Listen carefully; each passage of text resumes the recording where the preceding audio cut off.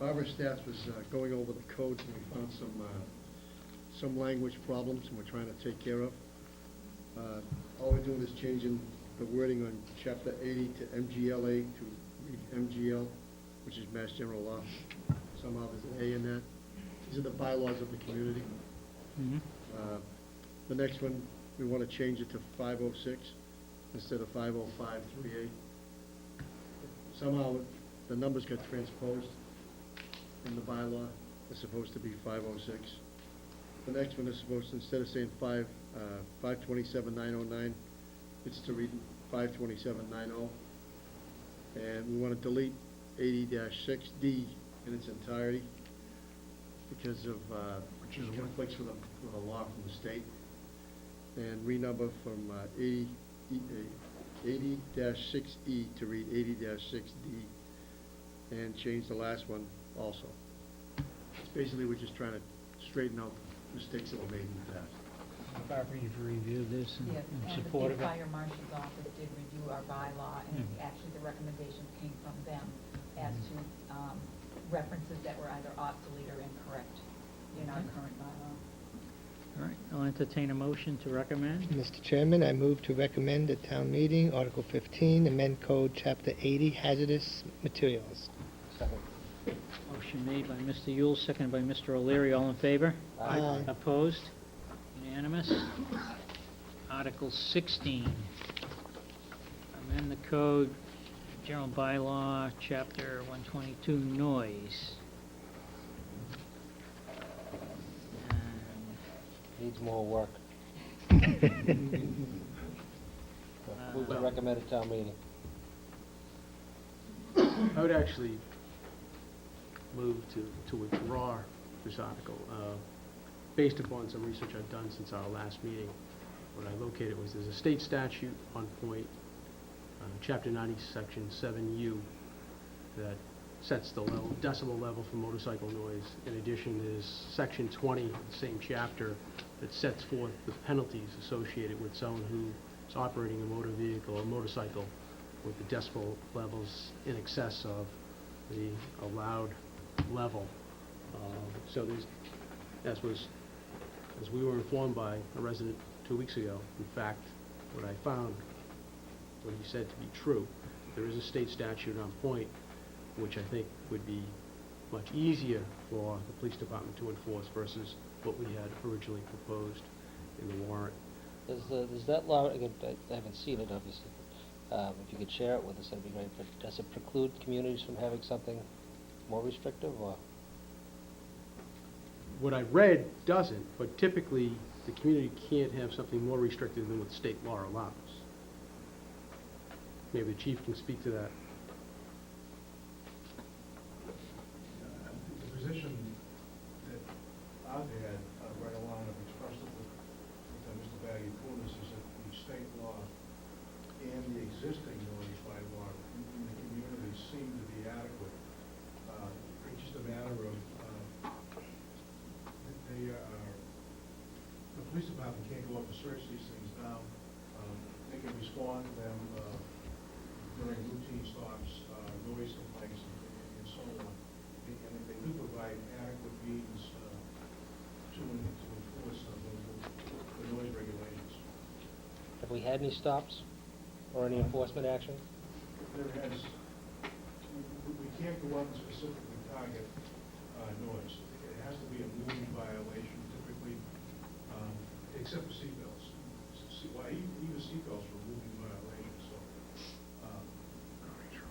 So if we encounter a motorcycle, for example, that is speeding on the road, and there is excessive loudness, then the officers can cite, either through a bylaw or through state law. One of the issues we have is getting a decibel meter. On occasion, and it's very rare, we've called out other communities to assist us with that. But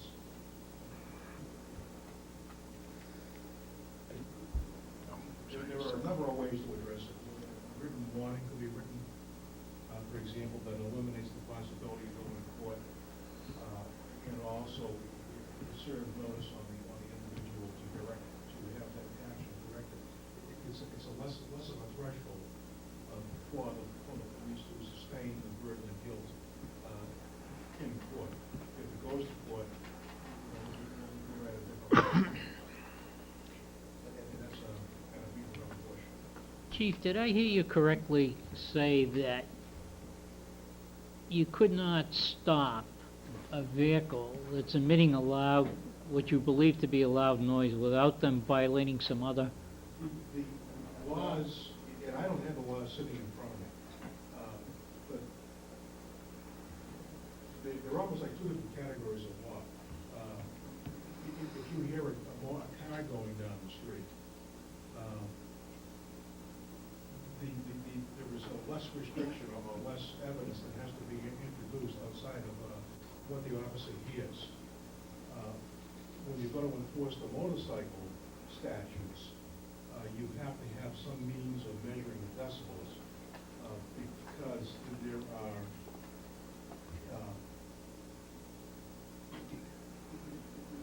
it's anticipated that motorcycles are louder than your typical family car. And therefore, they've established a law, I believe, to set a limitation, a threshold of the decibels, and you're gonna have a meter to read that. Chief, do we have a decibel reader? No. It's, and the best example I can give you is tinted windows.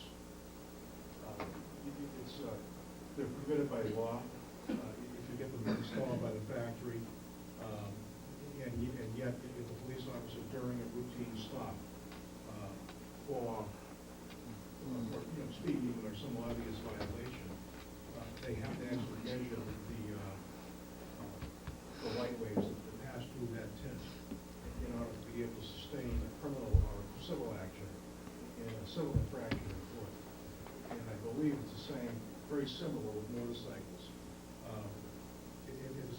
When a car is loud and objectionable noise, with a motorcycle, it seems the law establishes a little bit more slack for the motorcycles, because I think by the nature of a motorcycle, they're typically somewhat louder than a typical vehicle driving on the street.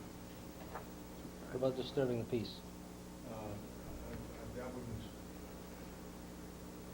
ordinarily, I would say that would not hold up in court.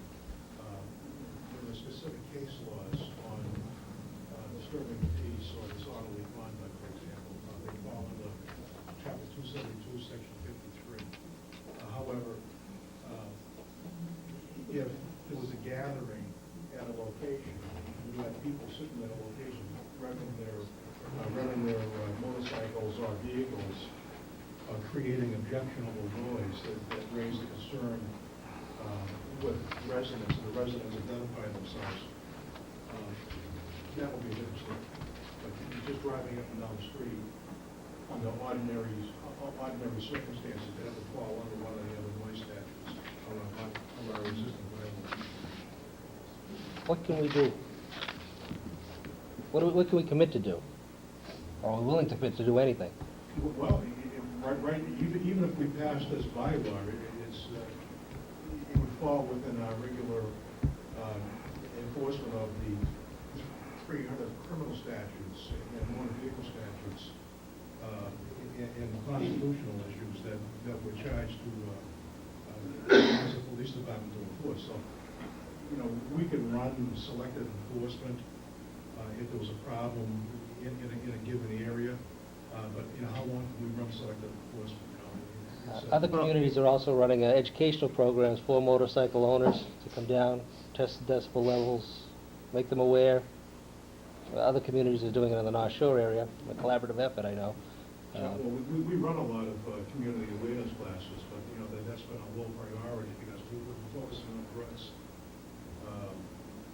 Those kinds of issues, junior operator license issues, domestic violence, and I suppose if at some juncture we could do some other look at it. I can't guarantee that we'll get a specific class on something like that because it'd be so, I would imagine, so narrowly attended. But look at it. think the first issue is we don't have a decibel meter reader, so. I believe the building inspector does have one. Yeah. It's been But- used in the past for, but I over on would- Concord Street, the I think trucks idling. It's not a lot of money. No, but I think the buy chief's a- point is that they can't stop a vehicle. If we buy them one, will they use it? Well, you can't stop a vehicle and detain that vehicle and wait for the decibel, unless you're going to have one in every cruiser. You can't hold that vehicle until a decibel reader gets there to measure the noise of the motorcycle. My I don't think concern, I don't think it's the primer, unlike a seatbelt, Chief, I don't think it's accurate to say that you couldn't, or a member of your department could stop a motorcycle if it had reasonable suspicion to think that the decibel decibel level was higher than allowed by law. Just like tint, your officer I can, think you're probably accurate there. If there was something going down the street that was so objectionable, however, it's such a gray area, that's why they put decibels in there. Just like- First and catch. just like your officer can stop a vehicle if the officer has reason to believe that the tint in the window exceeds what's allowed by law too.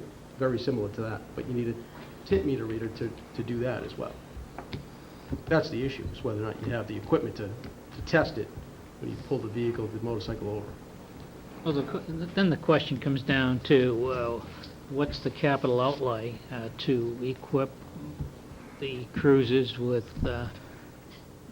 decibel meters, Right. noise meters? And I don't believe they cost that much. I mean, we're not talking about No, probably not, but I don't see the need to have the tens of thousands of dollars. the warrant article, the Right. state statute on point that's The enforceable. discussion of the warrant article, suggests that the fact that we put the warrant article on has precipitated an awful lot of discussion throughout the community. And, while I've gotten some responses from motorcycle owners, I've heard far more from the general populace as far as the need to address the situation. I'm not saying it's And so we need to collectively come up with some way to have it addressed with a commitment from the police department. Don't know if we're going to get the commitment from the police department. But My suggestion then would be to leave the article on, recommendation to me at a town meeting, and let's find out what can be done, what the cost of the appropriate equipment to provide the police with the tools to do the job that this article is trying to impose. And then if state law is in place that sort of fulfills our needs, we can pass over it. If I may, Mr. Chair? I would agree with Mr. Delaney, in due respect to Mr. O'Leary, on removing this. I know there's the best of intentions here, and I truly mean that. And I also heard from both, from people opposed and in favor of doing this. I won't go into the motorcycle shop. There was, out of 50 motorcycles, you could not see this stamp. And it was explained to me, as I said earlier, on most motorcycles, it's on the muffler covered by a protective shielding. Putting that aside, I think the general public, though, may think that if their neighbor has a loud motorcycle, they can call the police department, the police department can go down and demand that person open the garage door, bring the motorcycle out, and start it up, and I don't believe they'd be able to do that. Fortunately or unfortunately, most of these complaints, a lot of them are drive-through. Many, I won't say many, some probably do live in town.